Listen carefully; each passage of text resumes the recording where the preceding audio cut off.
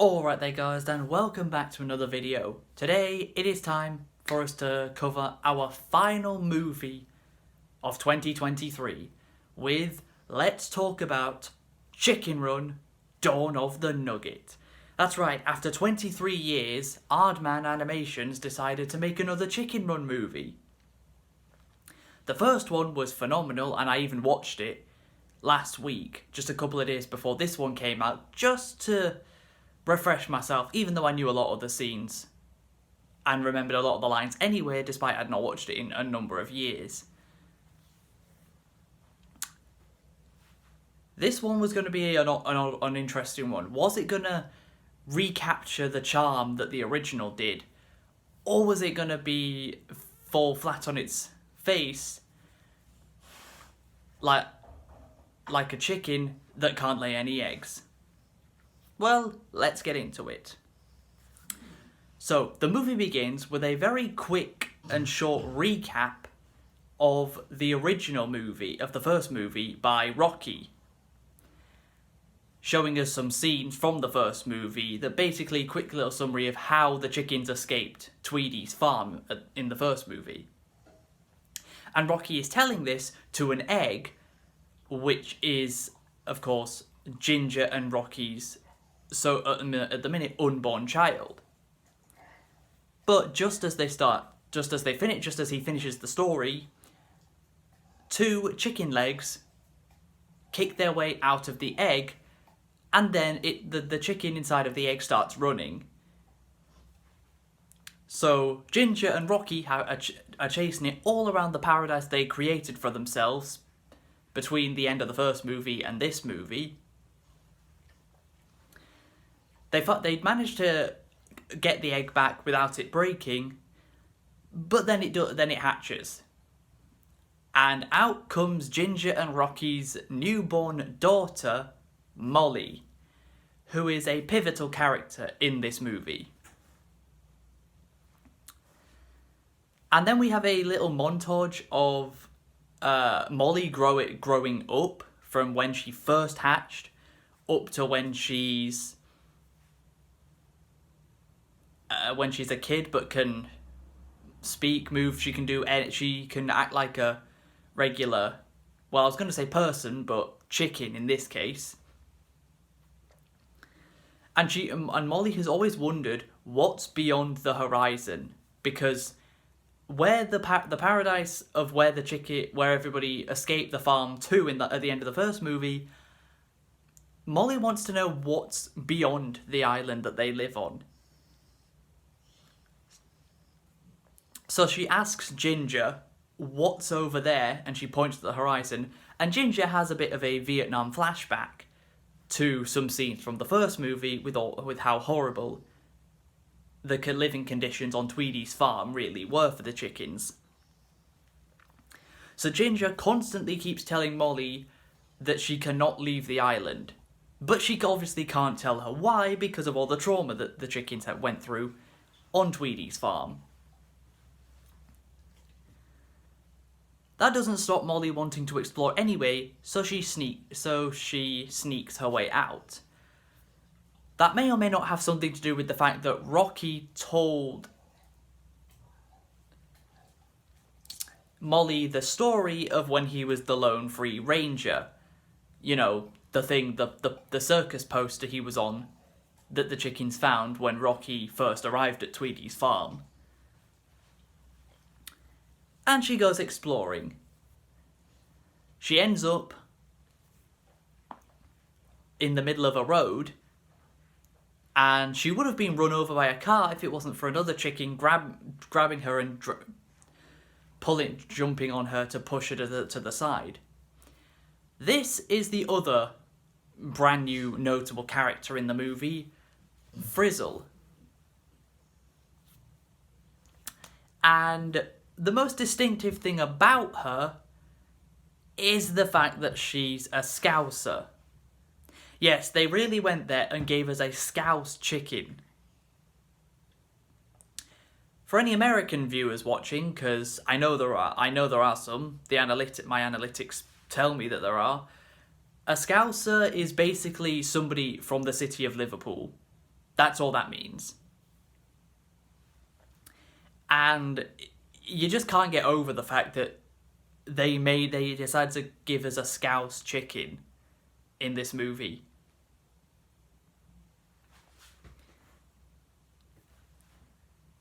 So she basically explains to Molly all the things that she's been missing out on living on that island, shut off from everywhere else.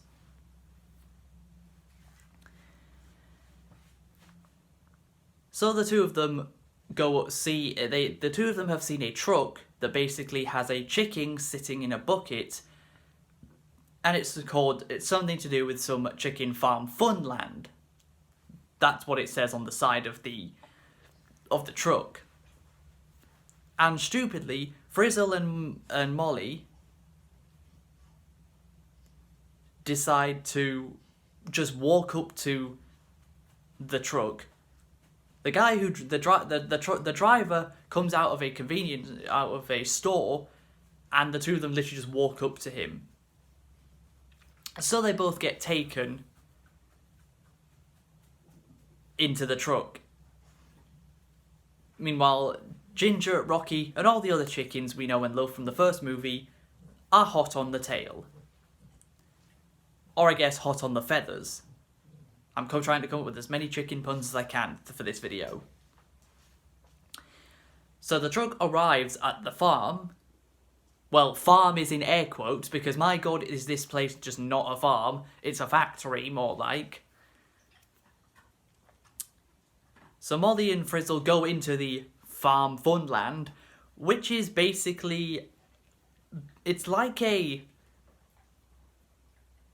an amusement park. That's the best way to describe it. It's like a little amusement park for chickens. And the thing I really like about it is a huge contrast. It is like the complete opposite in contrast of the feeling and the atmosphere from Tweedy's farm in the original. That was all like dark and depressing.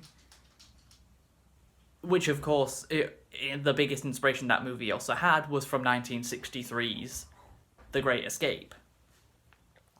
I'm not sure what movies exactly inspired this one. I couldn't really pick anything out. But I'm sure someone out there will be able to pick out what sort of movies this one took inspiration from.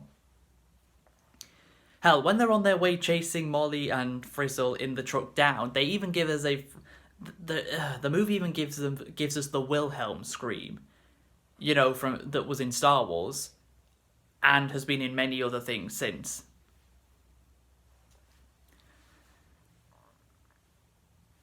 So our main chickens from the first movie are trying to figure out a plan on how to get to the farm, because there's robotic ducks with lasers, there's an electric fence, there's a load of security guards, there's all sorts of hazards in the way. That's when Nick and Fletcher, the rats from the first movie, God, those two are absolute goats. In the first movie and in this one, they're so funny. They also have my favourite joke in the whole movie, but we'll have to wait to get to the end for that. So they all devise a plan on how to get there. Rocky, of course, has his own plan and does just about make it in there, but he does have to get electrocuted by the fence and shot by the robotic ducks with lasers. But he did finally make it to the farm. And in the farm, basically, Frizzle and Molly just start having loads of fun. But then they find some suspicions. They find that the other chickens there all have collars on them, each with a number. And they seem very brain dead. Like they can't do anything for themselves. It's like the collar is controlling what they do. And of course, the owner of the factory overseeing all of this is Dr. Fry. He is the one in control of everything, and he sees that Molly and Frizzle don't have collars on. So he puts on a chicken suit, goes into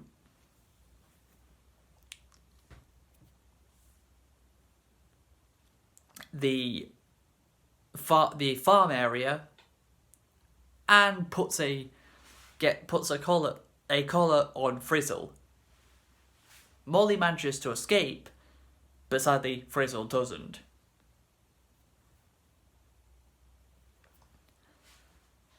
Meanwhile, everyone else finally arrives at the top of the factory,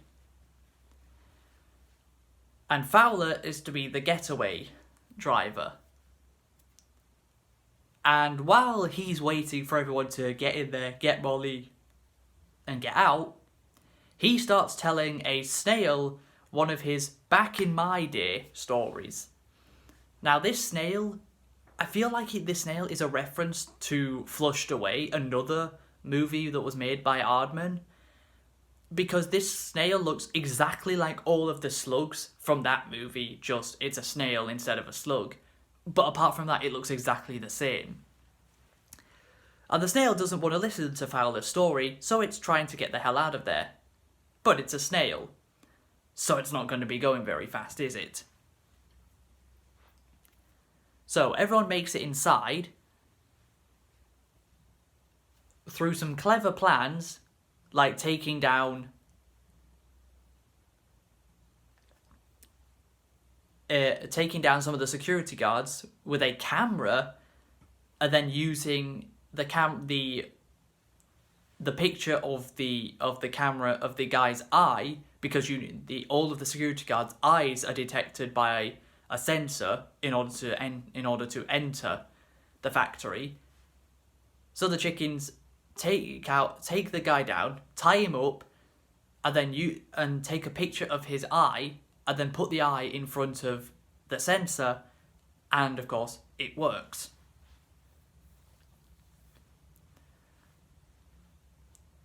Then Molly finally makes her way into the main room, basically like the main office, and the office looks straight out of the frickin'. It literally looks like Blofeld's lair from the beginning of Diamonds Are Forever. If you've seen that movie, or just the beginning of it, the lair that Bond finds Blofeld in, this office looks identical to Blofeld's lair from Diamonds Are Forever. That's the first thing that I thought of the moment I saw it.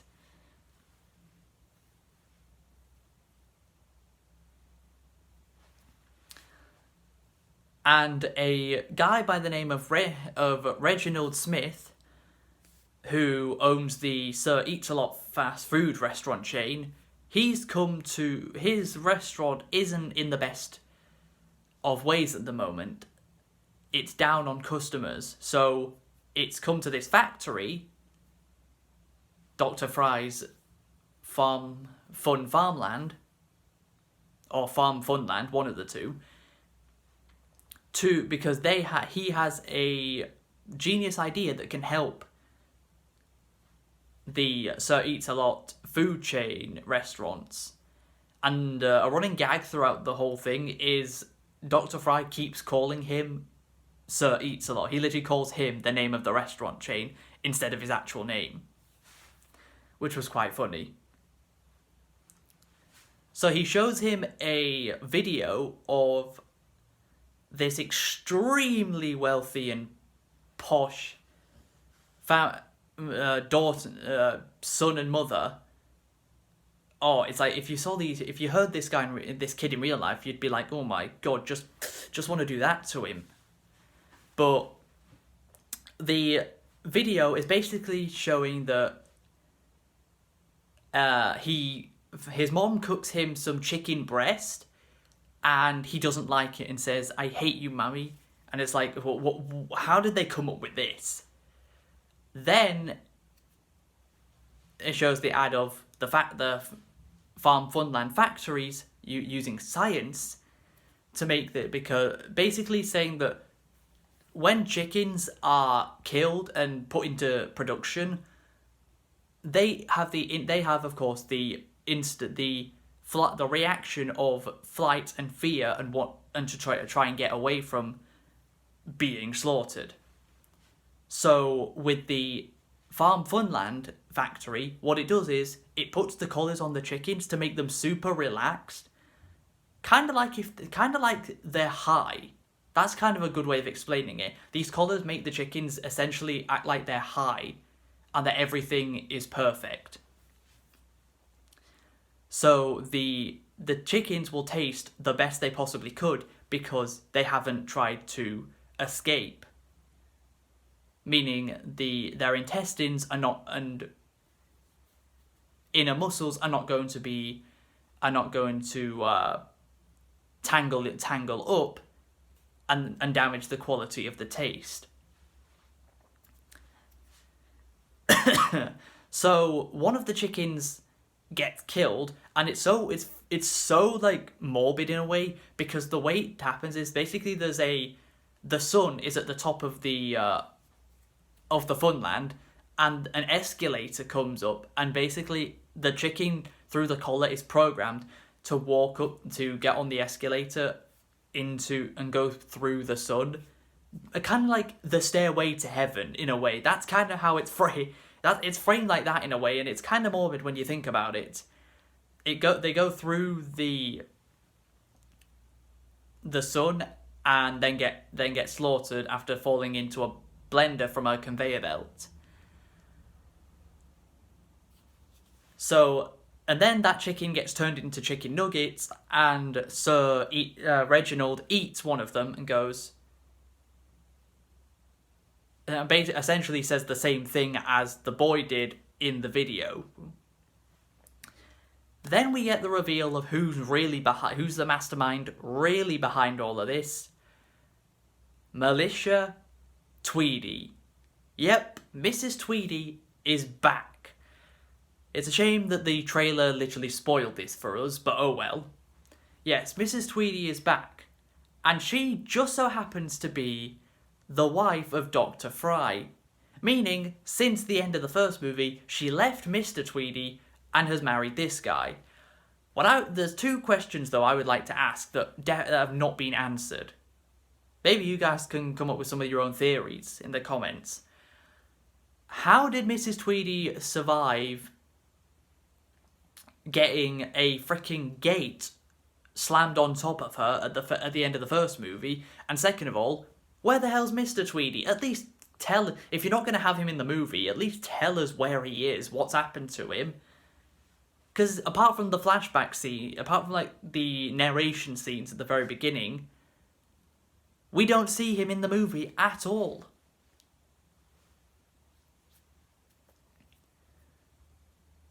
But Ginger and the rest of them finally find Molly. And she's also...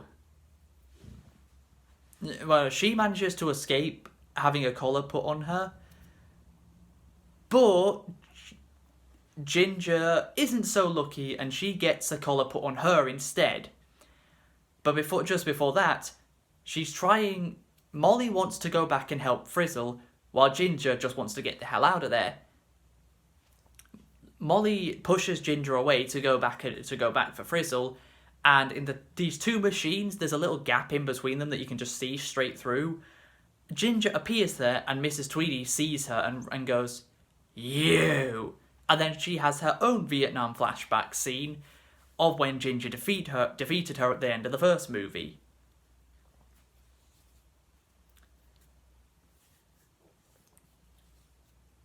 So, the rest of the chickens, apart from Molly, Rocky, and Ginger, try to stop all of the other chickens from getting themselves killed as they all get activated at the same time to go up to the stairway to heaven and onto the conveyor belt. So the rest of them try to push them back, but there's a lot more chickens going up than they are trying to push them back down. So it's not going very well. So Ginger Rocky tries to get himself tries to get to the off switch, tries to get to the button that turns the conveyor belt off, and turns the collars off because they can be manually turned on and off. He doesn't have the right control. Instead, Ginger does, but it gets thrown onto a little pathway with a railing around it that goes just above the blender. And Mrs. Tweedy, of course, has her trusty axe, just like she did at the end of the first movie. And it looks like she's about to get Ginger, and then Molly swoops in to saves Ginger, and Mrs. Tweedy ends up going through the chicken nugget blender instead. You think that would kill her, wouldn't you? Since any chickens that go down it would get killed. But no, that's not what happens. Instead, Mrs. Tweedy comes out the other end covered in batter as if she is a chicken nugget. With everyone saved, they get inside of the Sir Eats-A-Lot truck that came to pick up the supply of chicken nuggets, and they get the hell out of there. Nick and Fletcher are the ones at the bottom with the gear lever and the pedals. Nick presses down on the pedal and they start going backwards. So Nick says, "What gear are you in?" And for those of you who don't live in the UK, gear can obviously, what he meant was what gear have you put the truck into, but gear can also mean what clothes you're wearing. Gear is like slang for clothes. So he says, "What gear are you in?" And Fletcher says, "Oh, I went for the casual look." When that scene happened, I actually started laughing out loud. That was the best joke in the entire movie. It was so good. Honestly, the humour in this movie did hit very, very well. And that was my favourite joke of the lot. While they're all escaping, we return to Fowler, and he is still telling the snail the story, and the snail has barely moved. Because it's so slow. The joke is that it's so slow that it's barely even moved since it started trying to get away from Fowler.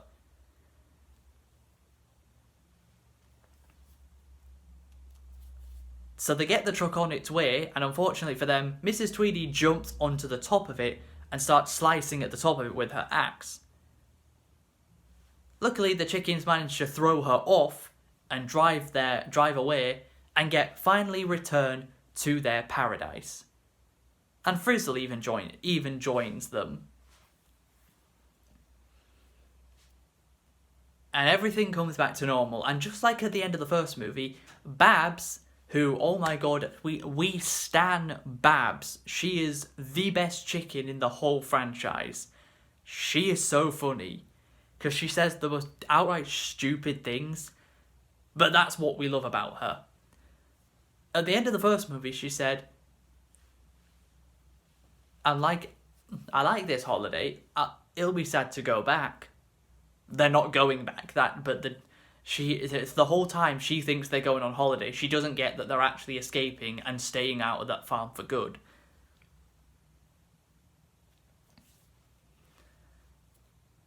And she says, the best thing about holidays is coming home. And Bunty says, you're right about that. She can't be bothered with the whole we haven't been on holiday thing again, so she just agrees with her.